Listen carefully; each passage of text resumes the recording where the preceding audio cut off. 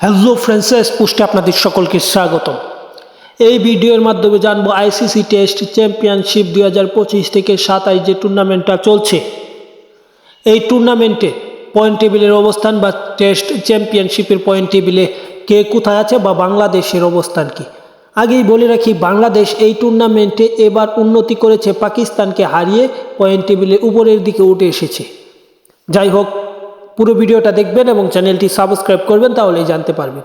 শীর্ষে আছে Australia 8 match খেলে তাদের মোট শতাংশ পয়েন্ট 84, মোট শতাংশ 87%-এর বেশি ম্যাচ তারা জিতেছে। অপরদিকে নিউজিল্যান্ড, তারা 3 ম্যাচ খেলে 28 পয়েন্ট নিয়ে তারা 77%-এর বেশি ম্যাচ জিতেছে, সেক্ষেত্রে তারা পয়েন্ট টেবিলের আছে 2-এ। 3-এ দক্ষিণ আফ্রিকা 4 ম্যাচ খেলে 36 পয়েন্ট নিয়ে 75% তাদের রেট। তারপর শ্রীলঙ্কা আছে 4-এ, যেখানে 2 ম্যাচ খেলে তারা 16 পয়েন্ট নিয়ে 66% তাদের রেট। এবং ভারত, তারা আছে 9 ম্যাচ খেলে 52 পয়েন্ট নিয়ে 48% রেট নিয়ে, 9 ম্যাচ খেলে 52 পয়েন্ট নিয়ে পয়েন্ট টেবিলে 5। এবং 6 নম্বর স্থানটাতে বাংলাদেশের অবস্থান।